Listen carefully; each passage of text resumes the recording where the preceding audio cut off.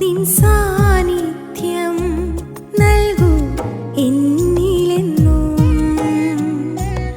ഈ ഭൂമിയിൽ യാത്ര ചെയ്യാൻ നൽകുക നിൻ സാന്നിധ്യം. എഫെസ്യർ 1:8 ഞാൻ വായിക്കുന്നു. അത് അവൻ നമുക്ക് ധാരാളമായി കാണിച്ച കൃപ ധനപ്രകാരം സകല ജ്ഞാനവും വിവേകവുമായി നൽകിയിരിക്കുന്നു. ധാരാളമായി കാണിച്ച കൃപാദാനം, സകല ജ്ഞാനവും വിവേകവും നൽകുന്ന ദൈവകൃപ. ഇന്ന് പകൽ നമ്മൾ നമ്മുടെ മേൽ പകർന്നിരിക്കുന്ന ദൈവകൃപയുടെ ആഴം എത്ര വലുതാണെന്ന് നമ്മൾ ഇന്ന് പകൽ മനസ്സിലാക്കണം. ദൈവകൃപയാണ് ദൈവസന്നിധിയോട് നമ്മളെ അടുപ്പിച്ചത്. ദൈവസന്നിധിയോട് അടുത്തു വന്ന ദൈവ പൈതൽ ജ്ഞാനമുള്ള ഒരു വ്യക്തിയായി മാറും, വിവേകമുള്ള ഒരു വ്യക്തിയായി മാറും. ഒരു കാര്യം ചെയ്യേണ്ടത് എങ്ങനെയെന്ന് ഏതു വിധത്തിലെന്ന് മനസ്സിലാക്കുവാൻ കഴിയത്തക്ക നിലവാരത്തിൽ ദൈവകൃപയുടെ അളവ് നമ്മിലേക്ക് വെളിപ്പെടുവാനിടയാകും. യഥാർത്ഥമായി മാനസാന്തരപ്പെട്ടതായ ഒരു ദൈവ പൈതൽ തനിക്ക് ഇഷ്ടമുള്ള വഴിയിലൂടെ സഞ്ചരിക്കില്ല. എന്തിനു വേണ്ടിയാണ് ദൈവം നമ്മെ തിരഞ്ഞെടുത്തത്? വചനം പറയുന്ന വാക്ക് തന്നെ പറഞ്ഞാൽ, നിങ്ങൾ പോയി ഫലം കായ്ക്കുന്നവരായി മാറണം, നിലനിൽക്കുന്ന ഫലമുള്ളവരായി മാറണം. നിങ്ങൾ പ്രാർത്ഥിക്കുന്ന വിഷയങ്ങൾക്ക് മറുപടി ലഭിക്കുവാൻ തക്കതായ നിലവാരത്തിൽ നിൽപ്പാൻ കഴിയണം. ഞാന് നേരത്തെ നിങ്ങളോട് ഓർപ്പിച്ചതാണ്, ദൈവസിംഹാസനത്തിന്റെ അടിസ്ഥാനം എന്താണ്? നീതിയും ന്യായവും. അപ്പോൾ നീതിയും ന്യായവുമായുള്ള ഒരു വിഷയം ദൈവകരത്തിൽ കൊടുത്താൽ എന്തുണ്ട്? മറുപടി ഉണ്ട്. അത് നിന്റെ യോഗ്യത നോക്കിയിട്ടല്ല മറുപടി തരുന്നേ, നിന്റെ ശ്രേഷ്ഠത നോക്കിയിട്ടല്ല മറുപടി തരുന്നത്, നിന്റെ ക്വാളിഫിക്കേഷൻ നോക്കിയിട്ടല്ല മറുപടി തരുന്നത്. നിന്റെ മുൻപിൽ നീതി ഉണ്ടെങ്കിൽ, നീ പറഞ്ഞത് ശരിയെങ്കിൽ, നീ അപേക്ഷിച്ചത് വാസ്തവമെങ്കിൽ മറുപടി ഉണ്ട്. അത് നിശ്ചയമാണ്. സ്തോത്രം. മറുസൈഡിലുള്ള വ്യക്തി ഒരുപക്ഷെ ശക്തരാകാം, പിടിപാടുള്ളവരാകാം, ഒരുപക്ഷെ ഹല്ലേലൂയ സ്വാധീന സാന്നിധ്യം ഉള്ള ഒരു വ്യക്തിയാകാം. നീ ഒരുപക്ഷെ സാധുവാകാം. ഭയപ്പെടേണ്ട കുഞ്ഞേ, നിനക്ക് വേണ്ടി സകല ജനത്തിന്മേലോ അധികാരമുള്ള ഒരു ഉടമസ്ഥൻ ഉയരത്തിലുണ്ട്. അവന്റെ കരത്തിൽ നീ ഒരു വിഷയം കൊടുത്താൽ നന്നായി ചെയ്യുവാൻ അവൻ പ്രാപ്തനാണെന്ന് ഇന്ന് പകൽ മറക്കരുത്. പക്ഷെ വിഷയം എന്താകണം? നീതിയുള്ളതാകണം, ന്യായമുള്ളതാകണം. സ്തോത്രം. ആമേൻ. അത് കൊടുത്തെങ്കിൽ അതിന് മറുപടി ആരുടെ കയ്യിൽ കൊടുത്തുവോ ആ മറുപടി നൽകുവാൻ അവൻ പ്രാപ്തനാണ്. അതുകൊണ്ടാണ് ഹന്ന ദൈവസന്നിധിയിൽ പ്രാർത്ഥിച്ച് മടങ്ങിയപ്പോൾ വചനം പറയുന്നു, പിന്നെ അവളുടെ മുഖം വാടിയില്ല. പ്രാർത്ഥിച്ചു കഴിഞ്ഞപ്പോൾ 1 2 3 പറഞ്ഞൊരു കുഞ്ഞ് അവളുടെ അടുക്കിലേക്ക് എത്തിയില്ല, നടന്നു വന്നില്ല. കുഞ്ഞിന് വേണ്ടി അവൾ പ്രാർത്ഥിച്ചത്, എന്നെ ഓർക്കണമെന്ന ദൈവത്തോട് പറഞ്ഞത്. ആ സമയത്ത് തന്നെ ഒരു കുഞ്ഞു കൂടി വന്നില്ല അവളുടെ അടുത്തേക്ക്. എന്നാൽ അവളുടെ ഹൃദയത്തിനകത്ത് സർവശക്തിയുടെ സാന്നിധ്യങ്ങളിൽ പെട്ടപ്പോ അവളുടെ നിരാശമായി മുഖം ശോഭിപ്പാൻ പ്രസാദമാകുവാൻ ഇടയായെങ്കിൽ അവൾ കഴിച്ച അപേക്ഷ നൽകി തരുവാൻ അവൻ പ്രാപ്തനാണെന്ന് അവൻ ഹൃദയത്തിൽ അത് വിശ്വസിച്ചു. മാത്രമല്ല അവളുടെ വിഷയം നീതിയുള്ളതായിരുന്നു. അവളുടെ വിഷയം ന്യായമായിട്ടുള്ളതായിരുന്നു. ഹല്ലേലൂയ. എൽക്കാന പറഞ്ഞു, മോളെ 10 പുത്രന്മാരെക്കാൾ ഞാൻ നല്ലവനല്ലേ? നീ നല്ലവനാണ് ഒരു ഭർത്താവ് എന്ന സ്ഥാനത്ത്. എന്നാൽ മകൻ എന്ന് പറയുവാൻ എനിക്കൊരു തലമുറ വേണം. ഹല്ലേലൂയ. എനിക്കൊരു തലമുറ വേണം. ആ തലമുറയെ നൽകുവാൻ കഴിവുള്ള ഒരേ ഒരു വ്യക്തി എന്റെ ദൈവമാണ്. ദൈവമേ, നിന്റെ ഏത് വിഷയത്തിനും പരിഹാരം തരുവാൻ കഴിവുള്ള ഒരു ദൈവത്തെയാ നീ സേവിക്കുന്നത് എന്ന് നിനക്കൊരു ബോധ്യം ഹൃദയത്തിനകത്തുണ്ടാകട്ടെ. അല്ലെങ്കിൽ മറുസൈഡിൽ നിൽക്കുന്ന ശത്രു ഒരുപക്ഷേ നിന്നെ നോക്കി അട്ടഹസിക്കുന്നുണ്ടാകാം, നിന്നെ നോക്കി ചിരിക്കുന്നുണ്ടാകാം.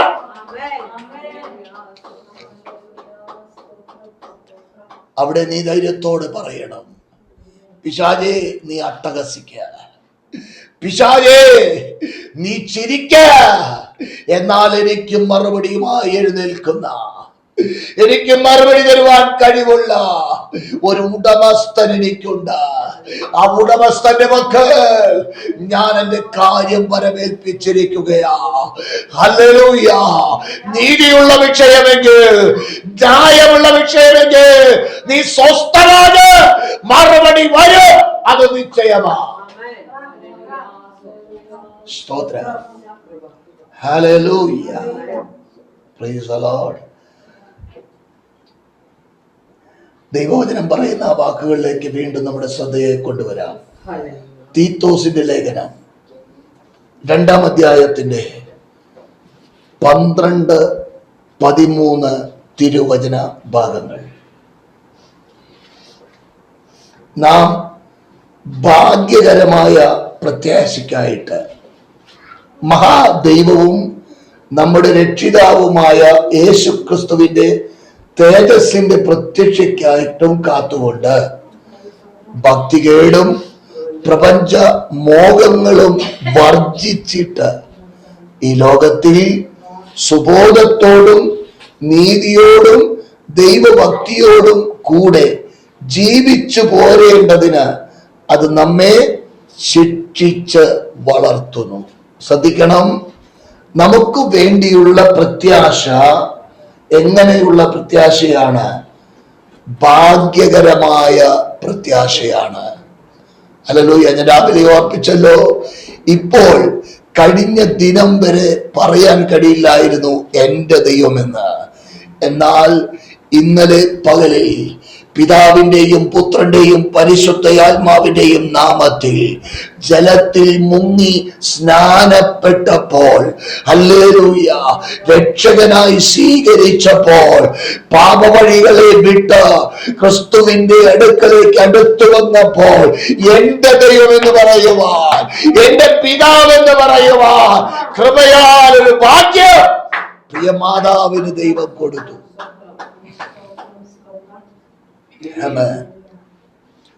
ഇന്നലെ ഞാൻ പോയ ഭവനത്തില് പ്രിയ പിതാവ് എന്നോട് ചില കാര്യങ്ങൾ പറയുവാനിടയായി.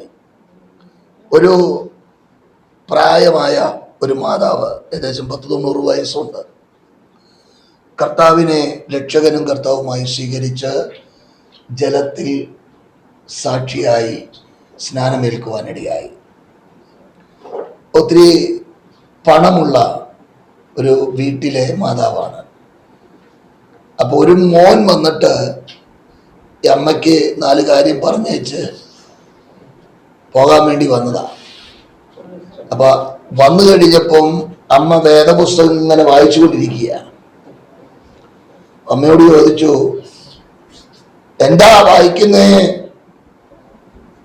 അപ്പൊ അമ്മ പറഞ്ഞു, നിനക്കെന്താ കണ്ണ് കാണില്ലേ ഞാൻ എന്താ വായിക്കുന്നേന്ന്? അപ്പൊ വായിക്കുന്നതിനെ കുറിച്ച് 2 കാര്യം അമ്മോൻ പറഞ്ഞു. അതിന് ഉരുളയ്ക്ക് ഉപ്പേരി പോലെ അമ്മ എന്ത് ചെയ്തു? മറുപടി കൊടുത്തു. എന്താ കാര്യം? അകത്ത് ഒരു വിത്ത് വീണത് കിളിർത്തു. കിളിർത്ത് കഴിഞ്ഞപ്പോൾ മാനുഷിക ഭയം എന്ത് ചെയ്തു? ആ മാതാവിൽ നിന്ന് മാറിപ്പോയി. മാനുഷിക ഭയം മാറിയപ്പോൾ മകനാ പറയുന്നത് ശരിയാ, അവൻ നാളെ നോക്കിയില്ലെങ്കിലോ അതും ശരിയാ. പക്ഷെ മാതാവിന് എന്തില്ല? പേടിയില്ല. എന്താ കാര്യം? ഒരുവൻ ഉണ്ട് എന്നുള്ളൊരു ബോധ്യം അകത്ത് ഉദിച്ചു. അതാണ് കാര്യം. അത് മനസ്സിലാക്കിയ ഭക്തൻ, സങ്കീർത്തനക്കാരൻ പറയുകയാണ്, ഒരു സൈന്യം എന്റെ നേരെ പാളയമിറങ്ങിയാലും, എനിക്ക് ഹല്ലേലൂയ യുദ്ധം നേരിട്ടാലും ഞാൻ എന്ത് ചെയ്യുകയില്ല? ഭയപ്പെടുകയില്ല. എന്താണ് ദാവീദേ നീ ഭയപ്പെടാത്തെ? അവൻ പറയും, സൈന്യങ്ങളുടെ ദൈവമായ യഹോവ എന്റെ കൂടെയുണ്ട്. സൈന്യങ്ങളുടെ ദൈവമായ യഹോവ എന്റെ കൂടെയുള്ളിടത്തോളം കാലം ഒരു സൈന്യം ഇറങ്ങട്ടെ, സൈന്യങ്ങളുടെ ദൈവമാ എന്റെ കൂടെയുള്ളത്. അത് പറയാൻ തന്റെ ഇടം വേണം. ഞാൻ നേരത്തെ പറഞ്ഞതുപോലെ അത് അങ്ങനെ ഒരു വിഷയം വരുമ്പോ, ചോദ്യം വരുമ്പോ നിക്ക് ഞാൻ തപ്പി നോക്കട്ടെ, ഇത് എന്ത് ചെയ്യരുത്, പറയരുത്. ഉരുളക്കുപ്പേരി പോലെ എന്ത് ചെയ്യണം? പറയാൻ കഴിയണം. പറഞ്ഞാൽ എന്തുണ്ടാകും? വന്നവൻ വന്ന വഴി കൂടെ പോകുന്നല്ല, 7 വഴിയായിട്ട് ഓടും. വന്നത് ഒരു വഴിയായിട്ടാ, പക്ഷെ ഓടിയത്, തിരിച്ചോടിയത് 7 വഴിയായിട്ടാ. സ്തോത്രം. അപ്പോൾ ഇവിടെ പറയുകയാണ് ഭാഗ്യകരമായ പ്രത്യാശ. എന്നിട്ട് പറയുകയാണ് മഹാദൈവമാണ്, നമ്മുടെ രക്ഷിതാവാണ്. യേശുക്രിസ്തുവിന്റെ തേജസ്സിന്റെ പ്രത്യക്ഷയ്ക്ക് വേണ്ടിയാണ് നമ്മൾ കാത്തിരിക്കുന്നത്. എന്തിനു വേണ്ടിയാ? ഇന്ന് കർത്താവ് വന്നാൽ രൂപാന്തരപ്പെട്ടവിടെ പോകണം, കർത്താവിനോട് കൂടെ പോകണം. പോകണമെങ്കിൽ എന്തുണ്ടാകണം? 13-ാം വാക്യം അതാണ് പറയുന്നത്. വായിച്ചേ.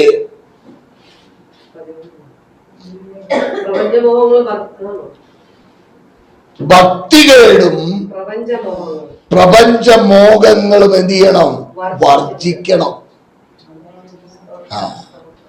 ഭക്തികേട്, ദൈവമായി ചേർന്ന് നടക്കാൻ കഴിയാത്ത നിലയിലുള്ള കേടാക്കുന്ന എല്ലാ പണിയും എന്ത് ചെയ്യണം? ഉപേക്ഷിക്കണം. ഭക്തികേട് വിടണം. അതിനോട് കൂടെ എന്ത് ചെയ്യണം? പ്രപഞ്ചമോഹം.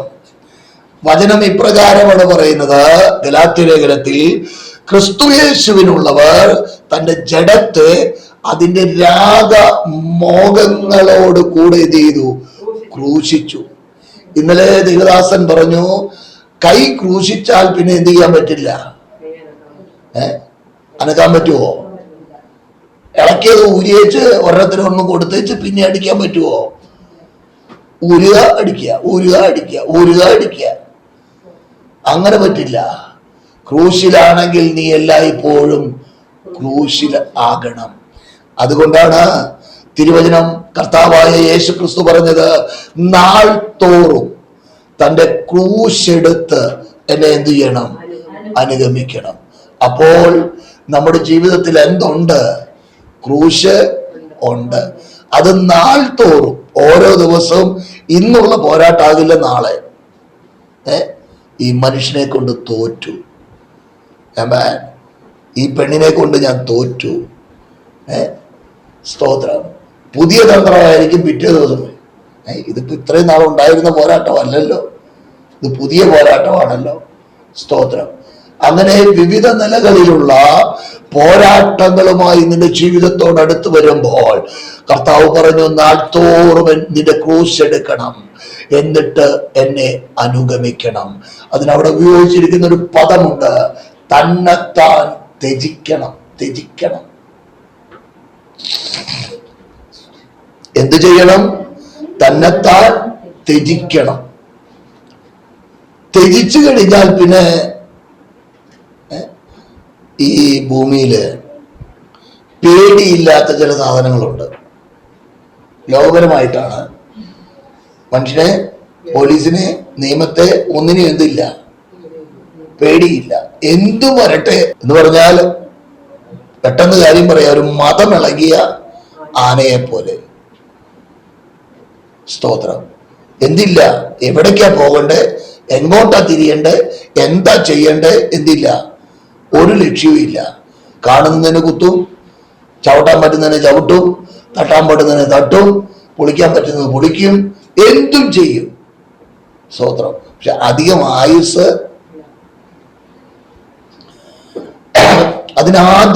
അധികം ആയുസ് കാണില്ല, ആയുസ് ചുരുക്കമായിരിക്കും.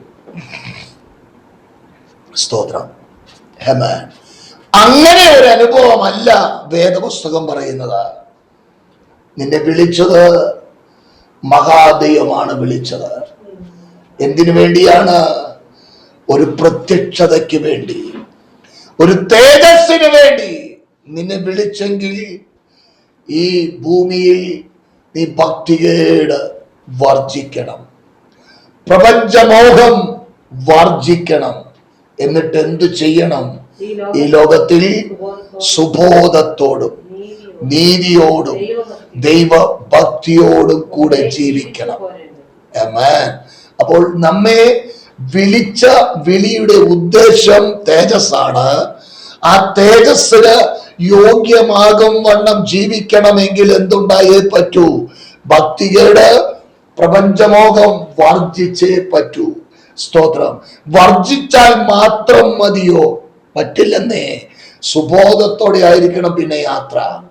ആദ്യത്തെ യാത്ര ബെല്ലില്ലായിരുന്നു, ബ്രേക്കില്ലായിരുന്നു, ലക്കും ലഗാനുമില്ലായിരുന്നു. ആരുടെ കൂടെയും ഓടും, ആരുടെ കൂടെയും ചാടും, എവിടെ വേണേ ഇരിക്കും, എന്തു വേണേ പറയും, എന്തു വേണേ ചെയ്യും. ഒരു ബെല്ലും ബ്രേക്കും ഇല്ലായിരുന്നു. ഇപ്പൊ എന്ത് വേണം? ബെല്ല് വേണം, ബ്രേക്ക് വേണം. എന്തിനാ ഈ ബെല്ല്? ചിലതിനോട് മാറാൻ പറയാനാണ്. ബ്രേക്ക് എന്തിനാ? ബ്രേക്ക് പിടിച്ച് പാടില്ലാത്ത വഴിയിലൂടെ പോകാതെ എന്ത് ചെയ്യണം? ടേൺ ചെയ്ത് പോകാൻ യോഗ്യമായ നിലയിൽ പോകാനുള്ളതാണ്. അപ്പോൾ തന്നെ ഹല്ലേലൂയ, ആവശ്യമില്ലാത്തടത്ത് ചെന്ന് കയറാതിരിക്കാൻ ബ്രേക്ക് ഇട്ട് നിർത്തുകയും വേണം. ആമേൻ, ആമേൻ. നമ്മുടെ ഒരു പ്രശ്നം എന്ന് പറഞ്ഞു കഴിഞ്ഞാൽ, മലയാളികളെ സംബന്ധിച്ചിടത്തോളം വർത്തമാനം പറയാൻ തുടങ്ങിയാൽ പിന്നെ ബെല്ലില്ല, ബ്രേക്കില്ല. അതിന് ഞാൻ ഉപയോഗിക്കുന്നൊരു പദം ഇതാണ്: നെല്ലിക്ക ചാക്ക് കെട്ടഴിച്ച് വിട്ടതുപോലെ എവിടെ വേണമെങ്കിൽ എന്ത് ചെയ്യും? ഉരുണ്ടു പോകും. സ്തോത്രം. അതല്ല ദൈവ പൈതൽ.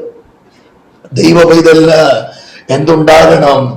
സുബോധത്തോടെ മുൻപോട്ട് പോകുന്നവരാകണം. മാത്രമല്ല നീതിയുള്ളവരാകണം. തീർന്നില്ല, ദൈവ ഭക്തിയോടുകൂടെ ജീവിക്കണം. ഒരു ഭക്തൻ എന്ന് പറയുന്നത് എല്ലാ ഇടങ്ങളിൽ നിന്നും ശ്രദ്ധയെ മാറ്റി ഒന്നിൽ മാത്രം ശ്രദ്ധ കേന്ദ്രീകരിക്കുന്ന ഒരു അനുഭവത്തെയാണ് ഭക്തി എന്ന വാക്കുകൊണ്ട് ഒരു ഭാഗത്ത് അർത്ഥമാക്കുന്നത്. ഇന്ന് എന്നെ കേൾക്കുന്ന ദൈവവൈതലേ, മാറേണ്ട ഇടങ്ങളിൽ നിന്ന് മാറിയേ മതിയാകൂ. എന്തിനു വേണ്ടിയാ? നിത്യതയ്ക്ക് വേണ്ടി. എന്തിനു വേണ്ടിയാ? തേജസ്സിന് വേണ്ടി. എന്തിനു വേണ്ടിയാ? കർത്താവിനോട് കൂടെ ചേരുവാൻ. സ്തോത്രം. രക്ഷിക്കപ്പെടുന്ന അന്ന് തന്നെ ക്രൂശിൽ കിടന്ന കള്ളൻ മരിച്ചതുപോലെ മരിക്കുകയാണെങ്കിൽ എളുപ്പമായിരുന്നു. ക്രൂശിൽ കിടന്ന കള്ളൻ മരിച്ചതുപോലെ മരിക്കുകയാണെങ്കിൽ എളുപ്പമായിരുന്നു.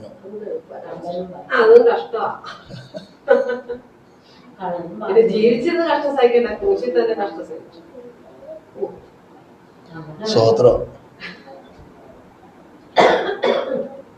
നാൾത്തോറും ഈ വരുന്ന കഷ്ടത ജയിക്കാനാണ് പാട്. മാനസാന്തരപ്പെടാൻ ഒരു അവസരം കിട്ടി, മാനസാന്തരപ്പെട്ട ആ സമയത്ത് തന്നെ മോനെ ഇങ്ങോട്ട് പോരടാന്ന് പറഞ്ഞ് കർത്താവ് കൊണ്ടുപോകുകയായിരുന്നെങ്കിൽ സ്വർഗത്തിലെത്തും. ജീവിക്കാൻ സമയം കിട്ടുമ്പം വേർപാട് അവിടെ മുതൽ ആരംഭിക്കുകയാണ്. ഭക്തികയുടെ പ്രപഞ്ചമോഹങ്ങൾ വർജന അവിടെ മുതൽ തുടങ്ങുകയാണ്. അത് വേണ്ട, ഇത് വേണ്ട, അത് പാടില്ല, അങ്ങനെ പറ്റില്ല, ഇങ്ങനെ പറ്റില്ല. പിന്നെ എന്താ പറ്റുന്നേ? ഒന്നേ പറ്റൂ, വചനം അനുസരിച്ച് പോകാൻ. സ്തോത്രം. ഹെമാൻ. ആദ്യം എന്തു വേണേ പറയായിരുന്നു, ഇപ്പൊ പറയുമ്പോ സൂക്ഷിച്ചേ പറയാൻ പറ്റൂ. ആദ്യം എവിടെ വേണമെങ്കിൽ നടക്കായിരുന്നു. ഇപ്പൊ എല്ലായിടത്തും പോയി നടന്ന് പോകാൻ പറ്റില്ല. പൂരം കണ്ടു കഴിഞ്ഞാൽ അതിൻ്റെ ഇടയിൽ ഒന്ന് തുള്ളായിരുന്നു. സ്തോത്രം. ഏത് പരിപാടിക്കകത്ത് നമുക്ക് എന്തായിരുന്നു? കേറി നിക്കാമായിരുന്നു. ഇപ്പൊ അത് പറ്റില്ല. എന്ത് കിട്ടിയാലും തിന്നാമായിരുന്നു. ഇപ്പൊ അത് പറ്റില്ല. എന്ത് വേണമെങ്കിൽ ചെയ്യാമായിരുന്നു. ഇപ്പൊ അത് പറ്റില്ല. സ്തോത്രം. ഈ വേർപാട് അനുഷ്ഠിക്കാനാണ് ദൈവമക്കൾ എന്ന് പറയുന്ന വ്യക്തികൾക്ക് ബുദ്ധിമുട്ട്. ക്രിസ്തുവിനെ എല്ലാവർക്കും ഇഷ്ടമാ. പക്ഷെ ക്രിസ്തു പറഞ്ഞതനുസരിക്കാൻ ഇഷ്ടമല്ല. ഹെമാൻ, ക്രിസ്തു പോയ ഇടത്തെത്തണമെങ്കിൽ ഇന്ന് പകൽ എന്നെ കേൾക്കുന്ന വ്യക്തി ജീവിതമേ, വേർപെടേണ്ട ഇടങ്ങളിൽ നിന്ന് നീ വേർപെട്ടേ മതിയാകൂ. നിത്യത നിനക്ക് വേണമെന്ന ഹൃദയത്തിനകത്ത് ആഗ്രഹമുണ്ടെങ്കിൽ വേർപെട്ടേ മതിയാകൂ. വേർപെടാത്ത ഒരു വ്യക്തിയും നിത്യത കണി കാണില്ല. ഹല്ലേലൂയ. അതിന് മാതൃകയാണ് ജ്ഞാനിയായ ശലോമോൻ. അവന് ലഭിച്ചതായ ജ്ഞാനം പോലെ ഒരു ജ്ഞാനം മറ്റാർക്കും ലഭിച്ചിട്ടില്ല. പക്ഷേ വേദപുസ്തകത്തിൽ എബ്രായ ലേഖനം 11-ാം അധ്യായത്തിൽ വിശ്വാസവീരന്മാരുടെ പട്ടിക പരിശുദ്ധയാത്മാവ് രേഖപ്പെടുത്തിയപ്പോൾ ശലോമോന്റെ പേർ അതിനകത്ത് ഇല്ലാതെ പോയി. എന്തുകൊണ്ടില്ലാതെ പോയി? അവനോട് ദൈവം പറഞ്ഞു, വേർപാട് അനുഷ്ഠിക്കണം മോനെ. അപ്പൻ നടന്നതുപോലെ നീ നടന്നേ മതിയാകൂ. അപ്പന്റെ വഴികളിൽ നീ നടക്കണം. വേർപെടേണ്ട ഇടങ്ങളിൽ നിന്ന് നീ വേർപെടണം. അത് അനുസരിക്കുവാൻ അവന് മനസ്സില്ലാതെ പോയി. സ്തോത്രം. ദൈവം അരുതെന്ന് പറഞ്ഞത് അവൻ അനുസരിക്കാതെ പോയി. അതുകൊണ്ട് എന്ത് സംഭവിച്ചു? നിത്യത എന്ന യാഥാർത്ഥ്യത്തിന് അവൻ ഉടമയാകാതെ പോയി. സ്തോത്രം. സമ്പത്ത് കിട്ടിയോ? കിട്ടി. രാജസ്ഥാനത്തേക്ക് അവനെ തിരഞ്ഞ് എടുത്തത് ദൈവമാ. ആ സ്ഥാനത്ത് അവനെ ഉറപ്പിച്ചത് ദൈവമാ. അവന്റെ ആരംഭം അനുഗ്രഹമായിരുന്നു. ദൈവം അവനോട് ചോദിച്ചു, മോനെ നിനക്ക് എന്താണ് വേണ്ടത്? അവൻ പറഞ്ഞു, എനിക്ക് ജ്ഞാനമുള്ള ഒരു ഹൃദയം വേണം, വിവേകമുള്ളൊരു ഹൃദയം വേണം. ഹല്ലേലൂയ. അത് ദൈവം അവന് നൽകി. യാഥാർത്ഥ്യമാ. അതോടുകൂടെ മറ്റാർക്കും ഇന്ന് വരെ നൽകാത്തതായ സമ്പത്ത് കൂടെ അവന് ദൈവം നൽകുവാനിടയായി.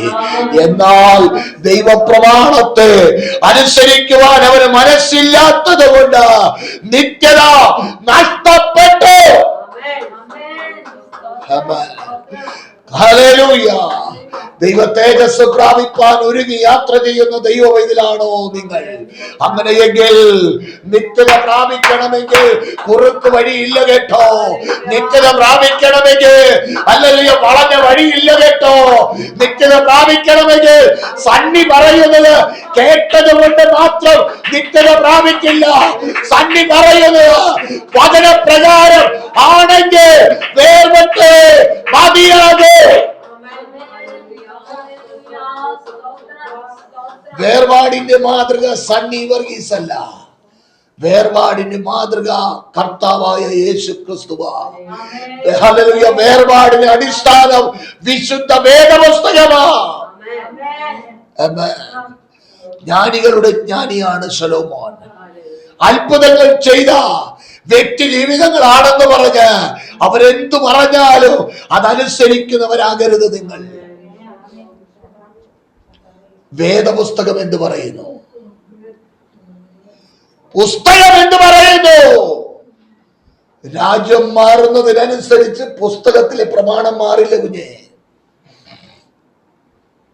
സ്തോത്രം. ഹല്ലേലൂയ. സ്തോത്രം. വേദപുസ്തകങ്ങളുടെ അത് നിലനിൽക്കുന്നൊരടിസ്ഥാനമാണ്. സങ്കീർത്തനക്കാരനും ഇന്ന് പകൽ നമ്മളോട് വിളിച്ചു പറഞ്ഞല്ലോ, നിന്റെ വചനം പ്രമാണിക്കേണ്ടതിന് സകല ദുർമാർഗങ്ങളിൽ നിന്ന് ഞാൻ മാറുകയാ. എന്തിനു വേണ്ടിയാ? വചനം പ്രമാണിപ്പാൻ. ഈ വചനം പ്രമാണിക്കണമെങ്കിൽ വേർപെട്ടേ മതിയാകൂ. ഒരുപക്ഷെ നിങ്ങൾ ചോദിക്കാം, വേർപെടുമ്പോൾ നിന്ദയുണ്ടല്ലോ ദൈവദാസനെ, പരിഹാസമുണ്ടല്ലോ ദൈവദാസനെ, പീഡകൾ ഉണ്ടല്ലോ ദൈവദാസനെ. സത്യമാണ്. എന്നാൽ ഹല്ലേലൂയ, പകൽ ഞാൻ ഓർപ്പിച്ചതുപോലെ വീണ്ടും ഓർപ്പിക്കാം, ദൈവത്തിനൊരു പരിധിയുണ്ട്. ആ പരിധിക്കപ്പുറം നീ എത്ര ശക്തനായാലോ മറികടന്നാൽ ദൈവകരം ഭാരമായി ചലിക്കും. ദൈവകരം ചലിക്കുവാൻ തുടങ്ങിയാൽ ഒരു ശക്തിക്കോ, ഒരു വ്യക്തിക്കോ, ഒരു രാജ്യത്തിനോ, ഒരു രാഷ്ട്രത്തിനോ നിന്നെ വിടുവിപ്പാൻ കഴിയില്ല. ഹല്ലേലൂയ. ദൈവമേ, നീ ദൈവകരങ്ങളിൽ സുരക്ഷിതനാണ് കേട്ടോ. നീ ദൈവമായുള്ള ബന്ധത്തിൽ സുരക്ഷിതയാണ് കേട്ടോ.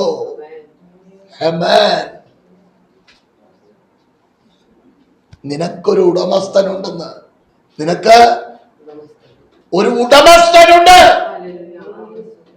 കഴിഞ്ഞ നാൾ വരെ ആർക്ക് വേണമെങ്കിലും നിന്റെ മേൽ കുതിര കയറാമായിരുന്നു.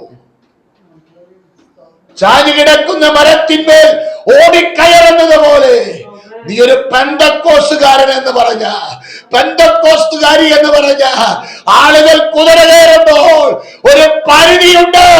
പരിധിക്കപ്പുറം നിന്റെ മേൽ കുതിര കയറിയാൽ എന്റെ ദൈവം വിടുകയില്ല. ദൈവകരം ചലിക്കും. അതെവിടെ ചലിക്കും?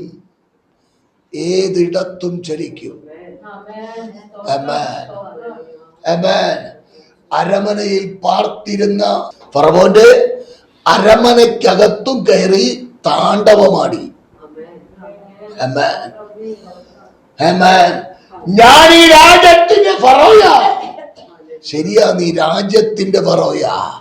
എന്നാൽ ഞാൻ ആരാണ്? സകല ജഡത്തിന്റെയും ദൈവമാ, സർവശക്തിയുള്ള ദൈവമാ. സർവശക്തിയുള്ള ദൈവകരം നിനക്കെതിരായി ചലിച്ചാൽ അതിനെ തടുക്കുവാൻ ആർക്കും കഴിയില്ല. ദൈവമേ, ഭയപ്പെടുവാൻ യോഗ്യനായ ഒരു ദൈവത്തെ കണ്ടെത്തുവാൻ, ആ ദൈവത്തെ അപ്പാ എന്ന് വിളിപ്പാൻ സ്വർഗത്തിലെ ദൈവം നമുക്ക് കൃപ നൽകി. കർത്താവായ യേശുക്രിസ്തു തന്റെ പരസ്യ ജീവിത കാലയളവിൽ പറഞ്ഞൊരു വചനം കൂടെ വായിച്ചു ഞാൻ വാക്കുകൾക്ക് വിരാമമിടാം. യോഹന്നാൻ 8:29 കർത്താവ് ഇങ്ങനെ പറഞ്ഞു, എന്നെ അയച്ചവൻ എന്നോട് കൂടെയുണ്ട്. ഞാൻ എല്ലായ്പ്പോഴും അവനെ പ്രസാദമുള്ളത് ചെയ്തതുകൊണ്ട് അവൻ എന്നെ എന്ത് ചെയ്തില്ല? ഏകനായി വിട്ടിട്ടില്ല. അർത്ഥം എന്താണ്? ദൈവത്തിന് പ്രസാദമുള്ളത് നീ ചെയ്താൽ ഉടമസ്ഥൻ നിന്റെ കൂടെ നിൽക്കും. ഉടമസ്ഥൻ നിന്റെ കൂടെ നിന്നാൽ ഒരു അന്ധകാര ശക്തിക്കും നിന്റെ മേൽ കർത്തൃത്വം നടത്താൻ കഴിയില്ല, അവകാശം നടത്താൻ കഴിയില്ല. ഇന്ന് പകല് ഹല്ലേലൂയ വാർത്തിക്കേണ്ടതിന് വാർത്തിച്ച് തിരഞ്ഞെടുക്കേണ്ടതിന് തിരഞ്ഞെടുത്ത് യാത്ര ചെയ്യാം. ഈ വചനത്തിന്റെ മുൻപിൽ എത്ര പേർ ഇന്ന് പകൽ നമ്മെ തന്നെ സമർപ്പിക്കും? എത്ര പേർ ദൈവകരങ്ങളിൽ ഏൽപ്പിച്ചു കൊടുക്കും? സ്തോത്ര. ദൈവപ്രസാദത്തിന് വേണ്ടി എത്ര പേർ ദൈവകരങ്ങളിലേക്ക് നമ്മെ തന്നെ വിധേയപ്പെടുത്തും? നിന്റെ വിഷയമാണോ നിനക്ക് വലുത്, അതോ ദൈവമാണോ വലുത്? വിഷയം മാനുഷിക രീതിയിൽ ചിന്തിച്ചാൽ വലുതാണ്. എന്നാൽ അതിനപ്പുറത്ത് ഏറ്റവും പ്രധാനമായി നിന്റെ വീണ്ടെടുപ്പുകാരൻ നിന്റെ കൂടെ നിൽക്കുന്നതാണ് വലുത്. വീണ്ടെടുപ്പുകാരൻ നിന്റെ കൂടെ നിൽക്കണമെങ്കിൽ കയ്യിലിരിപ്പ് വിട്ടേ മതിയാകൂ. നീ യഥാർത്ഥമായ ഒരു ദൈവിക സാന്നിധ്യം അനുഭവിക്കുന്ന ഒരു ദൈവവേദനായി മാറണം. അത് മാറിയാൽ എന്റെ ദൈവം പറയും നിന്നെ നോക്കിയിട്ട്, അവൾ എന്റെ വകയാണ്, അവൻ എന്റെ വകയാണ്, അവനെ തുടരുക, അവളെ തുടരുക. നാഥന്റെ അതരത്തിൽ നിന്ന് ഒരാജ്ഞ പുറപ്പെട്ടാൽ മറുസൈഡി നിൽക്കുന്ന ഇരുട്ടിന്റെ ശക്തി എത്രയും ശക്തിയുള്ളതാകട്ടെ, നിന്റെ തൊഴിലേക്ക് തൊടാൻ കഴിയില്ലെന്ന് ഇന്ന് പകലിൽ മറക്കരുത് കേട്ടോ. ദൈവകരങ്ങളിലേക്ക് നമ്മെ പൂർണ്ണമായി ഏൽപ്പിക്കാം. ദൈവപാദപീഠത്തിൽ നമ്മെ പൂർണ്ണമായി സമർപ്പിക്കാം. ഈ കേട്ട വചനങ്ങൾ നമ്മുടെ ജീവിതത്തിൽ അനുഗ്രഹമായി മാറണം. അത് ദൈവശക്തിയായി ദൈവപ്രവൃത്തിയായി മാറണം. ശത്രുവായ പിശാച് വരുമ്പോൾ അവനോട് എതിർത്ത് നിൽപ്പാൻ കഴിയണമെങ്കിൽ നിന്റെ ഹൃദയത്തിനകത്ത് വചനത്തെ സംഗ്രഹിക്കണം. കുഞ്ഞെ, പിശാച് വരുന്ന സമയത്ത് നിൽക്ക് പിശാചേ, ഞാൻ വചനമെടുക്കട്ടെ എന്ന് പറയാൻ പറ്റില്ല. ആ സമയത്ത് ഹൃദയത്തിനകത്ത് സംഗ്രഹിച്ച ഇരുവായ്ത്തലയുള്ള വാളിനേക്കാൾ മൂർച്ചയുള്ള ആ വചനം കൊണ്ട് ഇരുട്ടിന്റെ ശക്തിയെ വെട്ടണം. നീ വെട്ടുവാൻ നിനക്ക് കഴിഞ്ഞാൽ ശത്രുവായവൻ പരാജയപ്പെടോ. നിജയത്തോടെ മുൻപോട്ട് പോകുവാൻ കഴിയോ? ദൈവങ്ങളിലേക്ക് ഏൽപ്പിക്കാം. പരിശുദ്ധനെ, അപ്പച്ചന്റെ അടുക്കലേക്ക് ഞങ്ങൾ അടുത്തു വരികയാ. പ്രാണപ്രിയന്റെ മുഖത്തേക്ക് ഞങ്ങൾ നോക്കുകയാ. ഇന്ന് പകൽ അങ്ങ് ഞങ്ങളെ ബലപ്പെടുത്തിയല്ലോ, അതിനായി സ്തോത്ര. അങ്ങ് ഞങ്ങളെ ശക്തീകരിച്ചല്ലോ, അതിനായി സ്തോത്ര. ഈ കൃപയുടെ മറവിൽ മറഞ്ഞ് ഞങ്ങൾ യാത്ര ചെയ്യട്ടെ. ഈ ബലത്തോടെ ഞങ്ങൾ മടങ്ങി പോകട്ടെ. മഹത്വം മുഴുവൻ കർത്താവിന് അർപ്പണം ചെയ്യുന്നു. അവിടുന്ന് അങ്ങനെ ചെയ്യുന്നതിനായി സ്തോത്രം. ജനത്തെ മറ്റുമായി അവിടുന്ന് അനുഗ്രഹിക്കും. ഓരോ വ്യക്തികളുടെയും ജീവിതത്തിൽ അവിടുന്ന് കൃപ നൽകും. തമ്മിൽ കാണുവോളം അങ്ങ് ഞങ്ങളെ മറയ്ക്കും. അങ്ങയുടെ സാന്നിധ്യം ഞങ്ങളുടെ മേൽ പകരും. അവിടുന്ന് അങ്ങനെ ചെയ്യും. ദൈവകൃപയ്ക്ക് സ്തോത്രം. ക്രിസ്തുയേശുവിൻ നാമത്തിൽ തന്നെ ആമേൻ, ആമേൻ, ആമേൻ. അനുഗ്രഹത്തോടെ ഇപ്പോൾ അയക്ക അടിയാനെ യഹോവയെ മനസ്സലി ഉദയ മഹോന്നത പരനെ വന്ദനം നിനക്കാമേ. മനസ്സലി ഉദയ മഹോന്നത പരനെ വന്ദനം നിനക്കാമേ. പിതാവാം ദൈവത്തിന്റെ സ്നേഹവും പുത്രനാം ക്രിസ്തുവിന്റെ കൂട്ടായ്മയും പരിശുദ്ധയാത്മാവാം ദൈവത്തിന്റെ സഹവാസം നടത്തിപ്പ് കാവൽ പ്രാർത്ഥിച്ച വിഷയങ്ങളുടെ മേൽ ഭൂലോകത്തിലെമ്പാടുമുള്ള സകല വിശുദ്ധന്മാരുടെ മേൽ ദൈവവചനം കേട്ട ദൈവമക്കളുടെ മേൽ അരുമനാഥനാം യേശു ക്രിസ്തുവിന്റെ മടങ്ങി വരവ് വരെ ഉണ്ടായിരിക്കുമാറാകട്ടെ. ആമേൻ, ആമേൻ, ആമേൻ. അറിയപ്പെട്ട കുഞ്ഞാടിന് മുഖത്ത് തരട്ടാ. Hallelujah, hallelujah, hallelujah. സമാധാനത്തോടെ മടങ്ങാം. ഈ വചനങ്ങൾ, ഈ ആശ്വാസവാക്കുകൾ നമ്മുടെ ജീവിതത്തിൽ അനുഗ്രഹമായി മാറട്ടെ. സ്തോത്രം.